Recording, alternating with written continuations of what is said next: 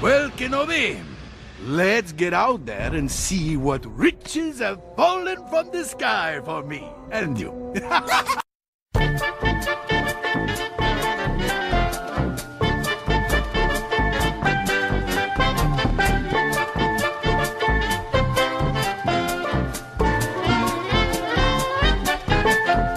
All right, what is up, everybody? Welcome back to another episode of Golden Dice. We're already on episode 5, which is kind of crazy to think about. And with me, I have my co-host, Tommy. What up, Jack? That is kind of nuts. That's flying by.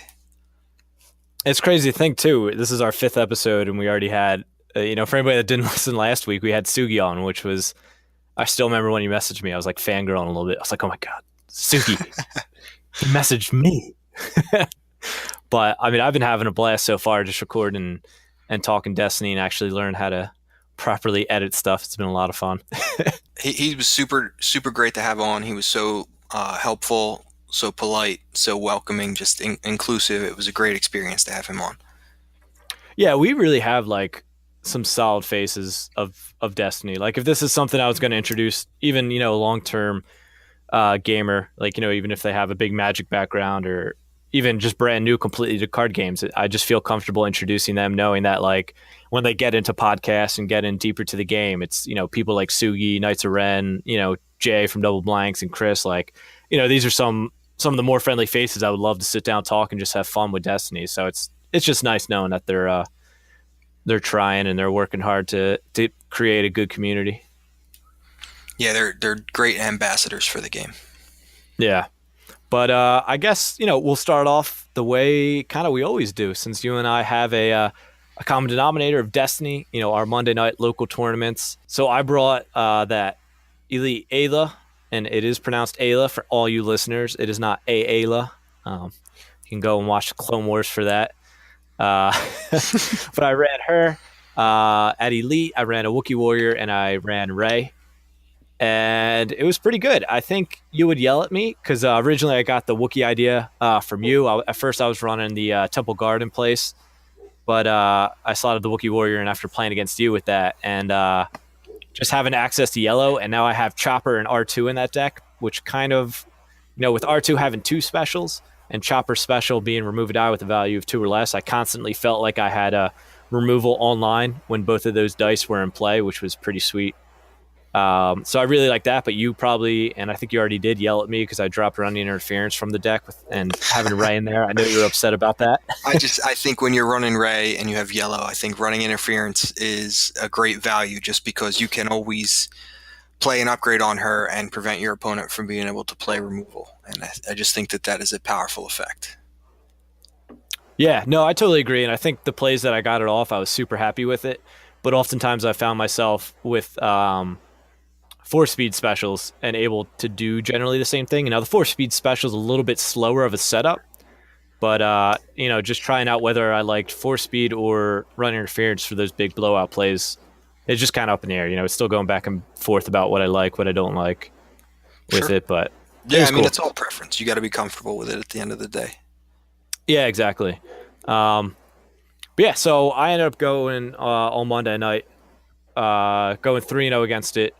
And it felt pretty good. The games were definitely close. The first game was against, and I think we mentioned last week, we have a new player in our local meta, and he ran Elite Jin Akbar again. And, just the difference in experience. I've been playing this game for, 8 months or so, something along those lines, and been practicing with these decks and combos. And, as I focus on the game as much as I do, I know the ins and outs of a lot of stuff. So, just generally the experience that I had, not that I'm a great fantastic player or anything, just knowing the game in and out kind of made it easy for me to play around, knew what he was doing. But he's picking up pretty quick, and it's really cool to see new players coming out and the game growing and all that stuff. So that first round, was relatively easy. And most people know that Jin is a little overpriced at 20 points anyways. Next game I played against Tarkin, E7 sister, and that was super close. Came down to the wire, like a last few plays, and I definitely think having 3 characters is a good combo against that Tarkin with his 4 direct damage plus any extra damage from the 7 sister can usually add up a lot, but having 30 health plus Force Illusion and cautions and all that stuff definitely can help me survive. and then the last game was against Elite Yoda and Elite Poe, and it really just came down. I rolled super well. Not even gonna deny that. Sometimes those plays, I try to say Vibranife on Rey for round 3 if I can get her to survive that long, and do a rollout while she has like an heirloom and an ancient on her. Is super good, because then I just roll out. I needed 4 damage to kill Yoda. Yoda needed to die that second, because then it was just me versus Poe. And I got the 4 unblockable or whatever, 5 unblockable I needed to kill Yoda while he had Force Illusion and shields on him. So I definitely got the roll I needed and couldn't complain about the rolls the rest of the game. It was like whenever I needed to roll well, I did. And whenever he needed me to roll well because he had a defensive position, I didn't. I'd roll like the 3 on the heirloom, which is still good damage, and he wants to remove it, but he kind of had to just remove that. So he kind of wished, I rolled super well then, but then I'd kind of roll like in between. So really just everything kind of went my way that match, and I was able to finish 3-0. So I felt pretty good with the deck. Definitely not something I'm going to, again, say is anything crazy or anything, top deck. The fact that it made top 8 in Portland, it was encouraging to me, but still not anything to write home about just yet, for me at least. I think it's a solid deck. I mean, that is one of the 2 decks that I'm on right now, just messing with, trying to figure out what I want to take to the regional. So I love that character combo. It's 30 health. It's 4 dice. Ayla's got amazing damage sides. The Wookiee is no joke, and Rey just allows you to cheat things out. And with 10 health and not horrible sides, especially with heirloom lightsaber existing now. I think that really helps her. Yeah, having that 50% black damage sides on the heirloom is super great, because her +2 is generally able to link up with something, especially with Ayla and the Wookiees die out there also. Yeah. But it'll be interesting, because I haven't actually tested it against Hondo, and as we kind of go into the episode, and most people probably have seen, Hondo's kind of been popping up a lot with the Portland Regional happening, and oftentimes I do feel like I'm a little bit scarce on resources, and I just don't know the way to go with that, because oftentimes, especially early game, I try to lean in playing upgrades early and not resolving the Wookiees die. Now, of course, if I play an Ancient, I roll out the +3 and I roll out the Wookiee and he gets a 3, obviously I'll try to take a resource and resolve 6 damage, but if I kind of resolve all my other damage and I have that 2-for-1 sitting out there, oftentimes I'll try to caution it or, try to get something else, just because early game resources are so much more tight for me. And now, with Hondo showing up probably all over the place, having that pay side on the character kind of hurts a lot, especially trying to play upgrades and flood the board with that. So, it'll be interesting to test against him and see how I'm kind of able to manage that resource generation and what to spend it, where to spend it, all that good stuff. Mm-hmm. Yeah, I've thought about trying Maz in that slot, but I'm just not sure she gives you the staying power. Although if you redeploy an heirloom to Maz, she is no joke, and the Obi Maz deck will teach you that she can do some work with those weapons. Oh, definitely. I mean, and at that point, you have to figure if Maz is probably the last target. I don't know. Depending on who you play, they might attack her first. But I mean, if it goes the same order with the Wookiee in there, the Wookiee's always last target, and Maz might be the last target also. But it's just you figure, she'd be the last target, and she's gonna get that heirloom on her, and at that point they chewed through 20 health plus any shields or force illusions on the other 2 characters. They probably don't have much left, so Maz could definitely close the game out with those type of weapons on her. So yeah, it's definitely something worth trying, and I think that would let you have a 2-point plot, right? No, you'll be 1. You'll be at 1. You only have 1 extra. Oh yeah, the Wookiee's 9, Rey's 9, and then Ayla's 12. Yep, so that's a 30 there, so you're just losing a point, but I don't really think espionage is worth a slot. Knowing my luck, I feel the best card. You could discard your heirloom. You could discard a vibro. Yeah, which is not fun. And I only actually run 2 ambush weapons anyways. Like I only have the 2 vibro knives. So it's like getting rid of one of them is just feels super bad. Yeah. How did you fare on Monday night? Monday night was much rougher for me. I brought Tarkin 7 Sister. My first game was Amira against Joe, and I lost by 1 damage, which felt bad, but it was really close, so it could have went either way, and it just kind of came down to who had the slight edge, who was ahead one action, who got the rolls they needed. It was super tight the entire game. The second round, I faced Scott, who was the E Yoda E Poe player. So he actually got paired down. I got paired up, which is a very tough position for me to be in. But also, I think that I'm not the best person to be paired down against from Scott's vantage point either. Or at least I like to think I'm not. But that game, We'll have to bring him in and ask him. yeah, we'll have to ask him.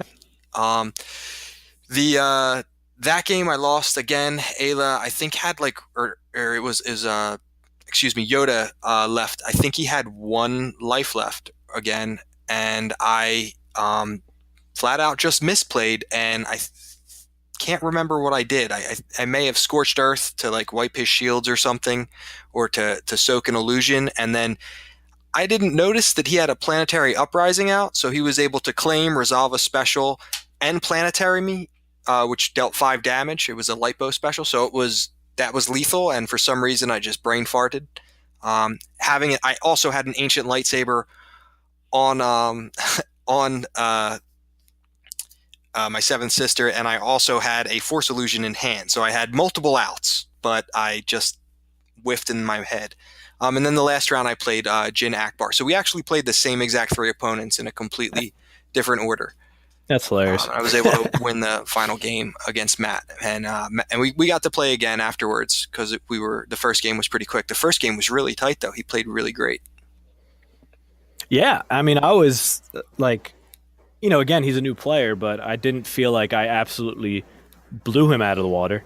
Like he had some good plays and he kind of set me back a little bit, and he was able to kill. I think he killed the Wookiee first, and then he kind of got Rey, within 2 or 3, within striking distance.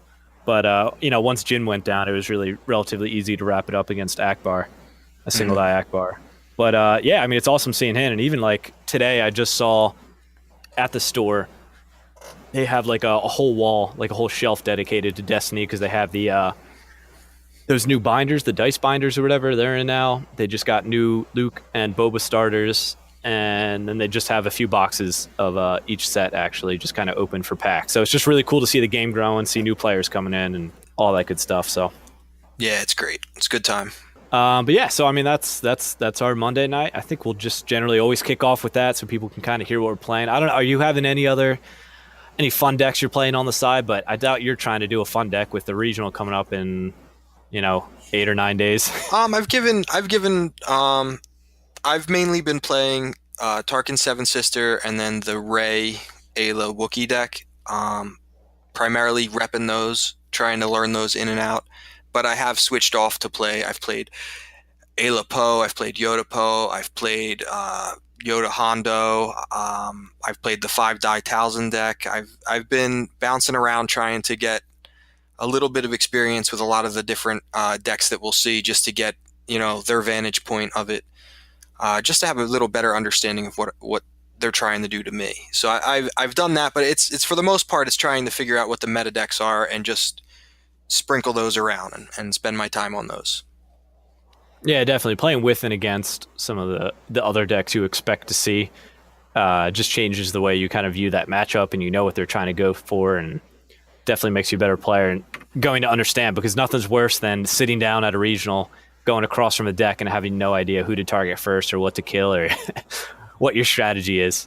Yeah, or getting hit with blown out removal, or you getting hit with that retreat or whatever, not being aware of a defensive position. There's a lot of things you walk into, cards you may not have seen in a while, whatever it may be. Just you have to try to be aware of all these situations simultaneously, and it's much easier said than done. But you have to foresee what your opponent could potentially do, and then make a calculated decision on how much risk you should take, and based on how much reward there is and what the game state is in every situation. Yeah, definitely. And I think that's we'll get into it. I guess we could start to get into it now, but with the past Portland regional this past weekend, as many of you have probably already heard, since we recorded a little bit later in the week, I guess we're late to it, but Hondo was in 3 of the top decks, 3 of the top 8, and I think with him, he is a good character, and I'm absolutely not denying that. And the people that were piloting him were also great. But I think there's an element of, I mean, how many people really tested against Hondo?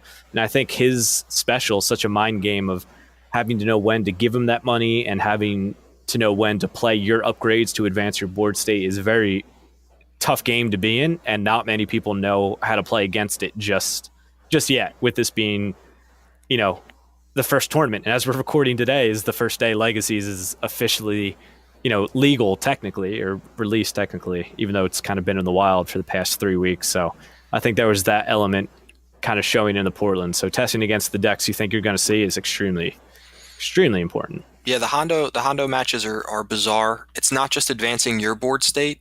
When you give them, when you decide if I'm going to spend this resource or if I'm going to use this resource to prevent the 3 damage, because by giving them that resource, you're actually helping them advance their board state. So you're saying, Yeah. I'm not going to play a die this turn or another die this turn, and I'm going to allow my opponent to have the removal or the ability to go into next turn playing another 3-cost upgrade. So, if they hit you with a 3-cost upgrade on turn 1 and then a 3-cost upgrade on turn 2, that might be worse than you soaking 3 damage on your first round. Giving an opponent a resource that early in the game. And we just talked about economy a little bit with Sugion, and if anybody had a chance to listen to the interview with Eric Wainwright over there, he really talks about the value of resources being at their highest in the early rounds of the game, specifically round 1 and 2. And giving your opponent a resource that early is a bad feeling, because it gives them an opportunity to play a diced card early in the game, which means that they're going to get that die in the pool more often throughout that game, as opposed to giving your opponent resources at the end of the game when they're, I could play an upgrade, but I'm only going to have that upgrade for maybe 1 or 2 turns before this game's actually over. Yeah, there's definitely that element to it, because towards the end of the game, it's just, at that point, you're probably not wanting to take damage more so than the beginning of the game. I'd rather soak, 3 to 6 damage off of his 2 specials than give him 2 resources, like you said, to play more mitigation or, a second chance or whatever it might be to kind of keep him around longer. So it's definitely a weird battle, and I think even to make it even weirder is when it's a Hondo on Hondo at the end, because I think I watched that on the stream when it was Yoda Hondo versus Poe Hondo. Yeah, I want no part of that. That looked like a nightmare. That seems just like a negative play experience for both both players in that game. Yeah, another thing to be aware of is with Hondo is any specials special effects on cards that you're bringing to the game. With Cunning out there, Hondo can, you might be playing the upgrade that he kills you with, because that Cunning might be triggering your upgrade special throughout the game, or your support special, or your character special side. So that is something to be aware of. Just, are you going to make as good of use of that as your opponent is? Because with special chaining, if you're not able to special chain the same way that some of these decks are, then they may be resolving that effect more often than you are. Yeah, it's super, super annoying. I mean, I was playing for the first time. It was either Wednesday or Tuesday night. I don't exactly remember, but on TTS against my buddy Brian. And I first turn played a Cunning, and I think he was playing some form of Yoda. I don't remember, but he put down a handcrafted lipo the second turn.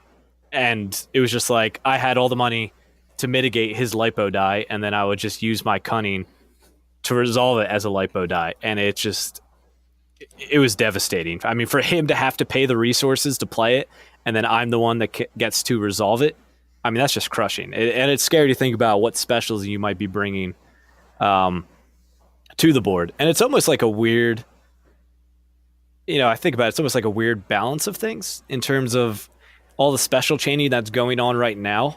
Part of me almost wants to tone back my special chaining, because the last thing I want to do is bring a card that has a really good special, and then my opponent just gets to keep using Cunning on that special. So I don't know if it'll actually have a pushback, but that's kind of like my first instinct of seeing Cunning everywhere. Yeah, I mean, here I was thinking that, with the increase in value of the die faces, that we may have a more use for Force Throw, when in fact it might be one of the worst cards to play right now if you're in a Hondo matchup, because his die values just aren't high. I mean, you could maybe throw a 2 disrupt, but for the most part, it's going to be a 0 with the specials and the blank and whatever else. And he could be triggering that back and removing all your good dice with his cunnings.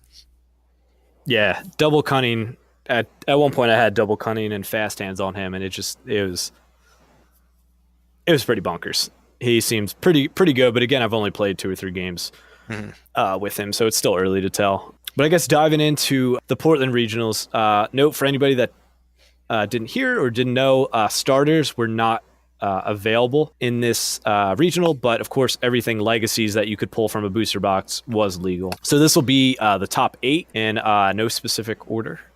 We got Elite Yoda, Elite Hondo, Elite Po 2, Elite Hondo, Elite Po 2, Elite Hondo, and then we have the 5-die Talzin. We have Elite Kylo, Elite Talzin. We have Elite Po 2, Elite Ayla, and then we have that Ayla Wookiee Ray 1 deck we were talking about earlier, and then we have a Riken, Yoda, Partisan, all single die. That was the top 8. So those first 3, it just kind of feels bad almost to say Hondo, Popo, like 3 Hondos in a row. Now, of course, they're 2 separate decks, but yeah, I mean, you can't look at this and say this isn't a diverse top 8, right? I mean, we have the only repeat deck is the Po 2 Hondo. The most a character repeats is 3 times, and I think that's a pretty good and healthy meta to have at this point. Yeah, I think that's fine, and yeah, they're going to be powerful characters, and people are going to identify certain things early, like Hondo, obviously. Talzin has been identified as a powerful character. Poe, there's been 3 Poe, 3 Hondo, 2 Talzin, 2 Aylas, 2 Yodas in there. So there's a lot of repeat characters. That's just natural. You're going to see what characters are good. The cream of the crop is going to rise to the top, and it's just how it works in a competitive game. Yeah, exactly. And as this game is developed, and now that we're 4 sets in, that there's more options at low cost, good characters. So rather than trying to put a big cost and a low cost together, you can now put 3 characters that are all pretty good, like that 5-die Talzin deck. So it's just different options that they have where, before back in Awakenings or even Spirit Rebellion, you really didn't have that as much of an option, right? If you're going to run 3 good characters, there's probably going to be FN, Bala, and Night Sister. But now we obviously have that different spread of characters and able to do that. And as much as I dislike playing against Mill, it was cool to see them in the top 8 and eventually make it to the finals. It's just good to see that little spread of decks in the top 8 and stuff. So, and I think this actually a little bit proved my theory that red is almost essential to Hero Mill simply because of C-3PO. Yeah, I mean, and anybody who saw the finals knows that 3PO got vandalized hard, and apparently that's Twice. how he got his red arm. And that was the game. Without 3PO, he was not able to target the hand effectively. There were just a lot of interesting... But I'll read through the rest of the top 4 and then top 2 in the winner, and then that way we can just kind of talk about whatever and not worry about jumping ahead. So then top 4 goes Yoda Hondo versus the Po 2 Hondo, and then it was the Hero Mill versus the Kylo Talzin, and then the final was the Po 2 Hondo versus the Hero Mill, and the Po 2 Hondo was the eventual winner of the tournament. But yeah, as we look at these different decks, even the crazy thing too, I believe towards the end of the game, the Hero Mill player was almost milling himself, trying to get through his deck and see all his cards and play everything to mitigate damage or get C-3PO again out on the board. And I think eventually he has hyperspace jump in there, and I think he did that to change to his battlefield. But he was playing against Po Hondo, and he's rarely going to claim against that. And so I think the Po Hondo player just kept claiming because his characters weren't going to die.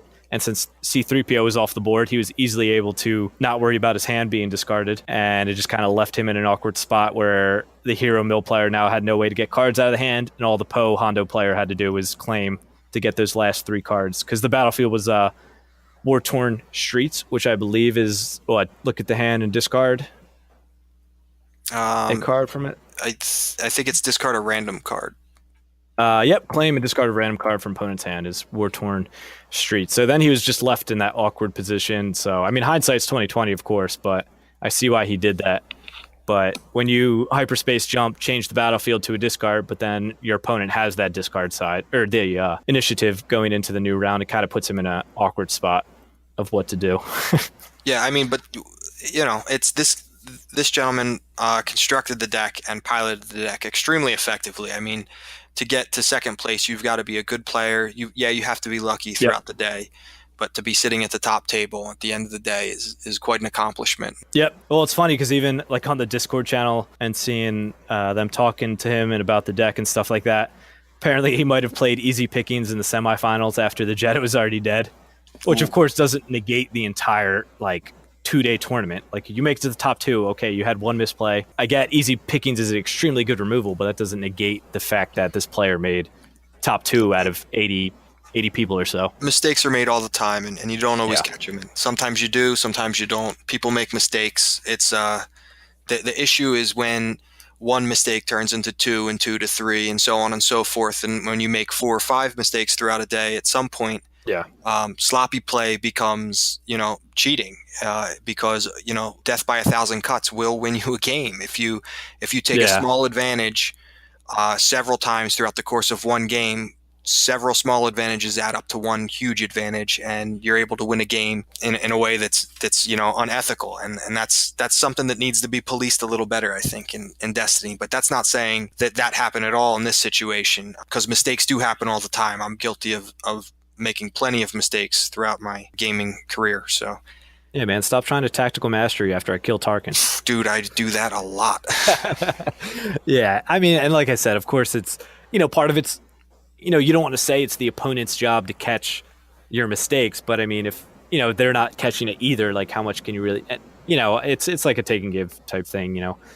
You don't want to say it's all on the opposing player to catch your mistakes, but ultimately, if both players miss it, I mean, it's hard to say who's at fault. Of course, if the person played it hoping that person wasn't going to catch them, then that's where the ill will come from. Mm-hmm. But of course, again, that's not me or Tommy taking away anything from that deck, and it's super exciting to see Mill. I hope it doesn't take over, because I just would rather not show up to a tournament and play against 4 or 5 Mill decks in my day. There's something special about you're playing a game based on a space fantasy, and in the movies there's combat, and you want to. There's something about some magic, and you're trying to defeat my characters, I'm trying to defeat your characters, and when you're trying to discard my deck, it's just it's less exciting, it's less engulfing. It kind of takes you out of the experience and makes it more of just a mechanic than an experience of the game. Yeah, there's something special to Poe and Yoda, or Poe and Hondo teaming up and beating the crap out of you, But I guess for anybody listening who hasn't heard, I'll just read through that top deck list of Poe and Hondo. So it adds up to an even 30 points for 4 dice with both of them at Elite.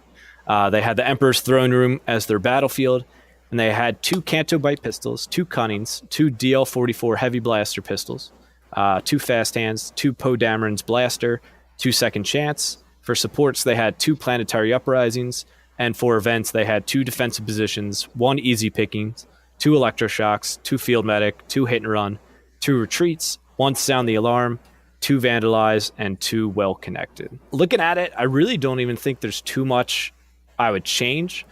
It looks like a pretty solid deck list all around. Maybe, I think once Rivals is released, I might switch out Planetary for the new sniper rifle, the Verpine sniper rifle, just because it has that special that you also can chain and use Cunning with, that is 2 unblockable damage, and also has pretty good die sides with having some range damage and a focus on it also. And I don't know how good Entangled is, but I wonder if it has a spot in this deck, as that's from the new I believe, is it in both, or is it just in one of the starters? I'm not positive, actually. I'm waiting for my brother to pick up his half of the starters. Shane, get on that. Dude, we don't mention his name here. All right? We do when we're calling him out. Oh, that's true, when we make fun of him. Don't worry, guys. We'll never have him on here. You won't ever have to listen to whatever he has to say. But for anybody wondering, Entangle is a spotty yellow character. Remove up to 2 dice, showing a combined value of 3 or less. So, of course, in a special meta, this is going to be good, and that's why Easy Pickings is so good also, because that's cost 1 and it's spotty yellow character to remove 2 dice with the same symbol and value, ignoring modifiers and resource costs. So when somebody's rolling out all these specials, you're going to be able to remove 2 of them. And Entangle's even a little bit better, because not only can you get rid of that special side, you'll also be able to get rid of maybe something else also. So like if Yoda rolls out that handcrafted light bow, you'll be able to remove the handcrafted light bow and Yoda's die without worrying what they rolled exactly. So yeah, I think it might have a spot. 2 costs is a lot, but again, if you're playing a Hondo deck, you might be getting some extra resources from your opponent. But other than that, I mean, I think this deck just looks solid all around. Yeah, it really does. I'm not sure what the key is going to be to taking these special chaining decks down. I think it might revolve somewhere around removing multiple dice simultaneously. I think that might be the trick. I don't know. We'll see. Only time will tell. Just Hondo in general, like, opens up such a weird dynamic, like we said, with the economy. So people will adapt. The meta will adapt. I wouldn't worry too much. I think it's still good that we're seeing a lot of fresh character combinations. There's more characters and more character combinations in the game now than there ever has been before. So it's a good thing. Yeah. I mean, I understand that he was there 3 times in the top 8, but this is also the first tournament, which he might have been in the Dallas. I don't exactly remember the top 8 of that. I think Poe and Hondo might have been in that top 8, but I don't think they made top 4. But either way, I don't think you can blow up and worry too much about Hondo and Poe and special chaining just yet. I think it's going to be there and you have to prepare for it. But for any type of errata or change just yet, I think it's too much to call for without being too far into the new Legacies meta with all special chaining and everything. We're even going to, I think there's 3 regionals this weekend. I think there's one in like California. There's one somewhere in the Midwest. I'm not sure where the third one is. Louisville, maybe there's one. I'm not positive on the locations, but I know that we're going to get a lot more results to talk about next week, and that's exciting. Yeah, we got 3 in the United States and 1 in Canada. So we got 1 in San Diego, California. We got 1 in Louisville, Kentucky, and we got 1 in Middleton, Wisconsin, and then Hamilton, Ontario. So those are the 4 that'll be coming up. So it'll be super interesting because I also believe San Diego is home to Tiny Grimes and Rebel Spy, I believe, or they're at least close enough to where they're both going. Yeah, Tiny. I believe Tiny will be at that event, but I think it's a little bit of a drive for those guys. I don't think that they're necessarily local to the San Diego area. Gotcha. San Diego's beautiful. I've been there before. I'd love to go there, but New Jersey's a little far. Yeah, it's a drive. Yeah. So that'll be good, and it's cool to know that we'll have, some guys like that and be able to, because of course they're going to post all about it and do podcasts, and I'm sure Rebel Spy will be back on the Smuggler's Den with Tiny, talking about their recap and stuff like that. And so it'll be really good. Jedi Trials, and he'll be on I Rebel, and he'll be on guest on Double Blanks, and he's everywhere, man. It is so funny because I feel like every week I listen to like a podcast, and he's on like 3. He was on Discard to Reroll this past week too. It's awesome. And then he was just literally before we started recording, he was streaming with Jay from Double Blanks, just playing some games. He does put some work in. Yeah, he's just like, he's a hired gun almost, right? He costs 8 points and you can get him to come on your podcast. He's got some pay sides though. But yeah, I mean, those guys, I love listening to both of them. So it'll be interesting to see how that meta plays out a little bit. So looking in the top 4 again from Portland, another deck I wanted to take a peek at tonight was something that maybe hasn't gotten as much attention, of course, as Hondo, simply because it's not special chaining and it didn't make that top 2 quite. But top 4 was Elite Kylo Ren from the 2-player set and Elite Mother Talzin. And that adds up to 29 points, both of them at Elite. They were running Secret Facility as their battlefield. And their upgrade list was 2 Crystal Balls, 2 Dark Councils, 2 Force Illusions, 2 Force Push, 2 Force Throw, 2 Force Wave, 2 Sith Holocrons. Support were 2 It Binds All Things. Events were 2 Feel Your Anger, 1 Indomitable, 1 Isolation, 2 Overconfidence, 2 Rise Again, 2 Spell of Removal, 2 Unyielding, and 2 Witch Magic. I guess just first thoughts about this is that the best counter to this deck is probably itself. Just with it being monocolored and Kylo 2 being there. But it is interesting to me because Kylo 2 is obviously a very good character, and especially if your meta's playing monocolored decks, you're going to run this. But as I look through, even those top 2 decks, I feel both of them were generally pretty evenly split. The Poe Hondo was pretty evenly split between red and yellow, and then even had like the Cano Bites and a Sound the Alarm in there for a little mix up. And then the mill deck was pretty well split, even having some gray with Into the Garbage Chute, Sound the Alarms, had Chance Cubes and Scrap Heaps in there. So it's just interesting. I wonder, of course I don't know it, but I wonder how often that Kylo 2 ability actually hit. And of course, Mother Talzin's able to focus all the time to the 2 damage or the Sith Hologram special, or really whatever that player decides they need in that moment. But it is cool to see Kylo up on the top because I do like his character. I think he's fun to play with, and he just helps keep those monocolored decks in check a little bit. So it's cool to see him make that top 4. Yeah, I like the character. I don't know much about this deck. I haven't played it or tested against it at all, but I like Kylo. I like Talzin. I think they're both solid characters. I don't know about them together. I'm not sure. Maybe Talzin Callus is a little more played right now, and I think part of that is because Callus has the 3 side and the ability to change his own dice as well. So you have a lot of consistency there. The problem is your economy. You have paid sides, and whenever you're running Talzin, you want to try to favor odd cost cards for the deck, which means you have less 0 cost cards. So a lot of times you find yourself unable to pay for removal. Yeah, I think this deck could be its own worst enemy. But that said, it also has a great matchup in the Padawan matchup, possibly, unless they set up really well. I don't know.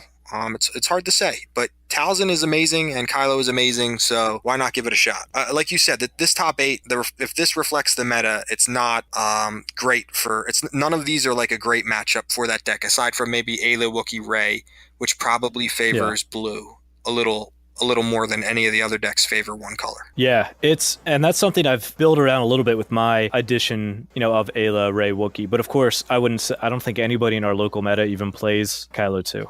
I don't remember the last time Riggs plays it occasionally. Gotcha. So there is somebody, but I guess I don't remember the last time. But, with special chaining, it's kind of brought me to a point where I'm running more yellow with entangled and easy pickings. So it kind of naturally draw me in that direction. So it feels pretty even, but I would definitely say it's probably blue is probably, like 20 cards and yellow's 10. I do Vibra Knives in there and stuff, but, it's probably around that ratio. So, yeah, it's just interesting to see that, because I wouldn't think it would do as well with decks that are so diverse. Yeah, maybe the deck isn't as reliant on Kylo's trigger as we're implying here, though. Yeah, maybe that's just a bonus. Yeah, very well. Yeah, it's an extra little 2 damage if you think of it. You're not guaranteeing it hits, but you're certainly hoping for it. And I think it's all odd cost. Also, looking through the list, I think Sith Holocron is the only even cost upgrade or card in that. Yeah, the Witch Magic card is an amazing card. That card is almost reason enough to play Talzin if she wasn't reason enough to play her. Yeah, I mean, if you build your deck around this, odd cost shenanigans, you're going to pay 1 to heal 3. Yeah, more often than not, you're getting 1 to 3. Probably worst case scenario, you're hitting 1 for 2, so it's basically field medic, which is going to be included in any deck anyway. Yeah, definitely. Yeah, and if you build it like this one, yeah, what are the chances you do it and get a Holocron? There's only 2 cards in that entire deck. And you're honestly mulliganing for a Holocron, so you're trying to pull those even cards out of the deck to start with. Yep, and it is nice too. Like, I think that play of Crystal Ball with Talzin is good because it just gives you the option of knowing what your opponent has in case you need to do, in case you need to change their die if you're in a pinch and stuff like that. So it's cool. I actually haven't played with Talzin yet, which is regrettable, but I often find myself playing Hero, so it doesn't surprise me all that much. She is cool. She's very fun. All right, so moving on to, let's see, what do we got here? So I just kind of broke down numbers of from Dallas and Portland. Actually, before we get to that, we'll say what happened in Canada. So we'll at least just kind of skim that over for anybody that's interested about that. So there was in Halifax, I guess that's how you say it, but it's in Nova Scotia, Canada. There was a 19-player regional, and the winning deck was Seven Sister and Tarkin, which doesn't surprise me looking at that. But when you look at the build, it's a little bit interesting. And as I was looking at his review, for anybody, it's on Star Wars Destiny database. I'm sure if you log into that main page of it, it should be in that top list. But looking at his opponents, most of them were all just about 2 characters. So he played an R2-P2 and beat that. He did play a 5-die with Bala Night Sister Sienna in round 2 and beat that. He lost to a Boba Phasma. He beat a Kylo Talzin, and he beat a Yoda Hondo in the Swiss. But then he beat the Boba Phasma 2 in the top 4 cut, and then he beat an Obi-Wan Maz in the finals. And it just seems like it was a lot of melee and a lot of 2 character, which I think would suit Tarkin, having that 2 character. There's a lot less health, and those 4 damage sides will add up really quickly. And especially he was running Scorched Earth like you had mentioned earlier, and that's just a lot more damage coming at you that you're not expecting either. Scorched Earth is amazing. I love that card. Yeah. So his definitely, he has 14 upgrades, with a chance cube and 4 speeds, holocrons, of course. The only thing I was surprised at was the only holocron target he had was Mind Probe. I mean, I guess Force Illusions 2 technically, and you could also do 4 speed on Tarkin, I guess, with it if you really wanted. Changing the game, changing the meta. 4 speeds with holocrons. Yeah. So I mean, he had that, and he had no Secret Droids in his deck, which I think might actually be the right call. I think he had Vibrates over top of him, or he had some type of upgrade. He has 2 Riot Batons, so it was just interesting. But it's also to note, I feel like any meta outside of the United States is always a little bit different. You know, they always have their own quirks and things about them, so stuff you necessarily see in Canada might not be representative of what the meta is in the United States. Like, I feel like if you're going to any of the regionals coming up this weekend, you ought to be ready to burn through 3 characters. You know, whether it's a Ayla Padawan deck, or a Rey and a Wookiee deck, or 5 Die Talzin. I think they'll just be a lot more prevalent than, you know, a Boba Phasma 2 or an Obi-Wan. I think we're going to see a lot of the Poe, Hondo, Yoda variety. I think you're going to see a lot of that this weekend, and I think you'll see Ayla Poe in there as well. So those would represent a lot of the 2 character decks. I think that's what I would practice against, just because that's such a new style of deck right now. I think that's the one that you need to be ready for the tricks. Yeah, and to me it's interesting too, that fact that Seven Sister and Tarkin, I feel like it is a good deck, and playing against you with it and playing with it myself, it's felt good. I've just been surprised that it hasn't been in a top 8. I think the only time the Seven Sister was in a top 8 for Legacies was at Dallas, and it was the OTK version of a Seven Sister deck, which surprises me a little bit. I don't know the reason for that. Some people have said that it is a hard deck to pilot, and I get that, but part of me is surprised with the Portland one and Dallas too. I mean, Dallas had some of the Team Covenant guys, and then Portland had a lot of the Artificery and Knights of Ren guys who are all excellent players. And I'm sure if it was that great of a deck in their playtesting, they probably would have continued playing it. So I don't know. It's a little surprising to me, but I would have expected to see it a little bit more. Yeah, I'm surprised it's not represented better, but it does have its flaws, and it can be burned down. I mean, it's only 2 characters, so it definitely can be burned down quick. Tommy, what I'm trying to tell you is your deck is trash, right? I knew that already. Do something else. I knew that. All right, so that is our all the regionals that went this past weekend that involved Legacies. I think there was a vehicles deck for Empire at War that won, and I think R2P2 won the UK one. So in case you were curious, those are the results. I'm not really super interested in talking about R2P2 or Empire at War anymore. That almost feels like it's over a month old at this point. Like, it should be, you know, killed if you have to, burn the past, whatever Kylo says.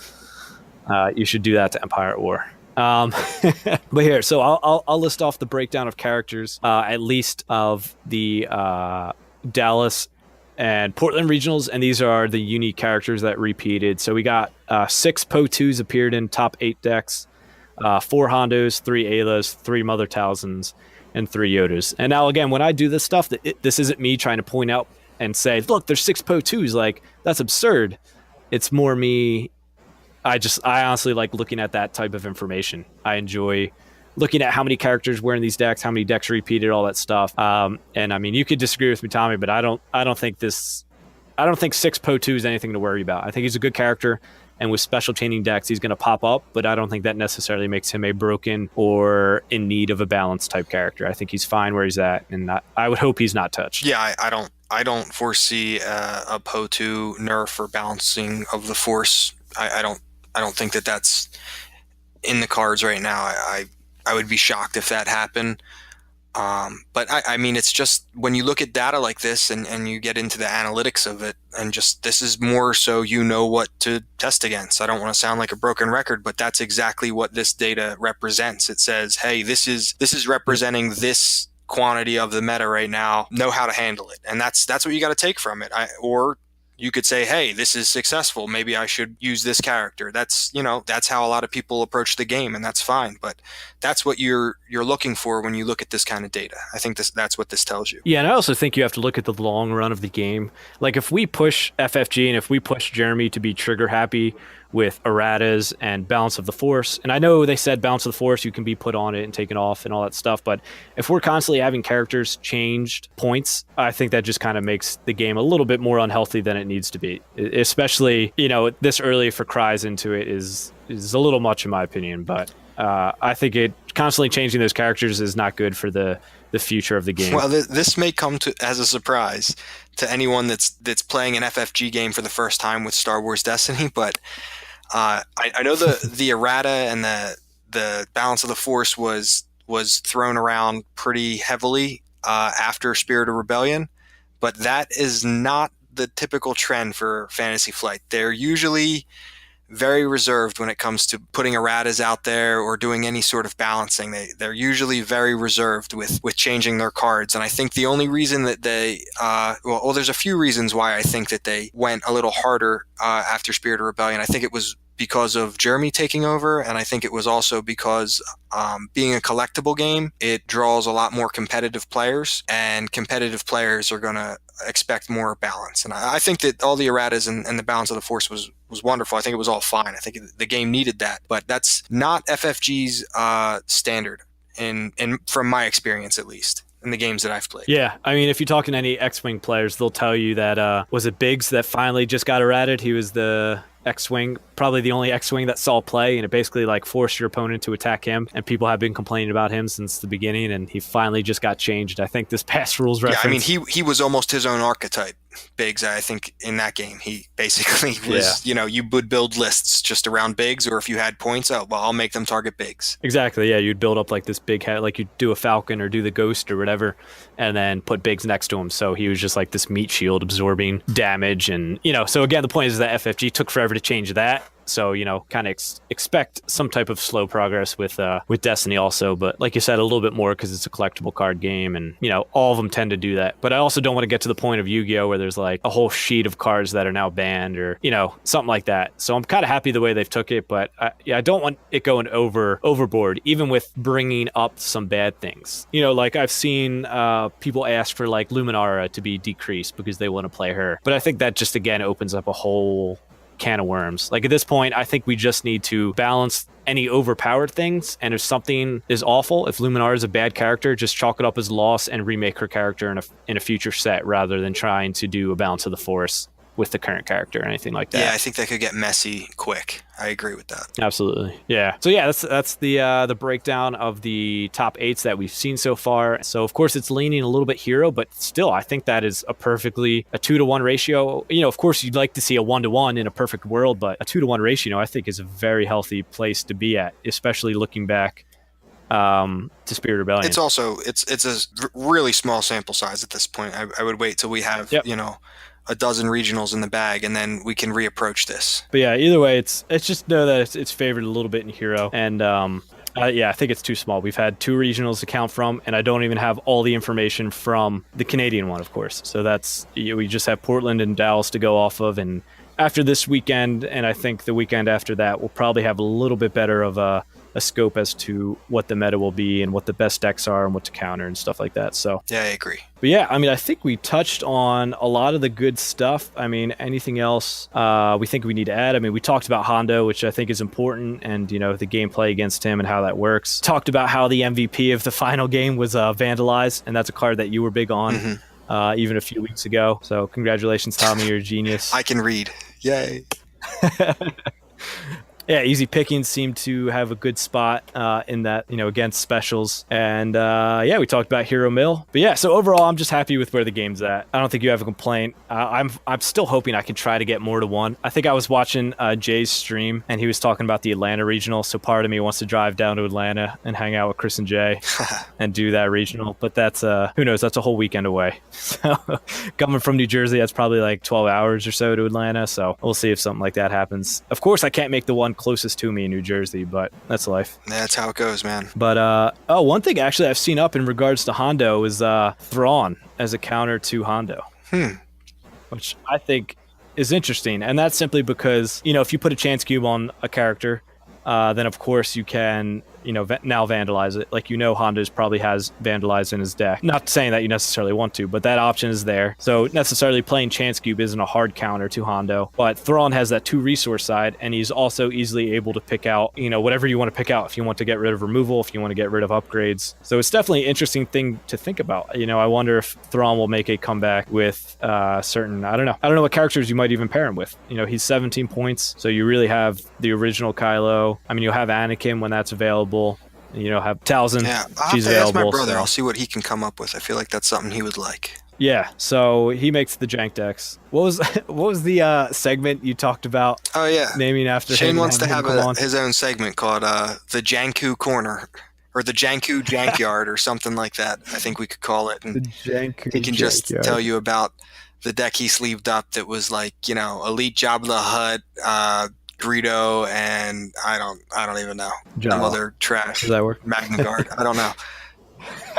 I'm like, oh, these are all good characters, just not in this deck. And then all of our listeners can take that and then never have to practice Yeah. against it. They can just put those characters back in the binder and not worry Well, about it. Someone said, what are you going to do with that deck? And I said, he's going to waste the space between the sleeves.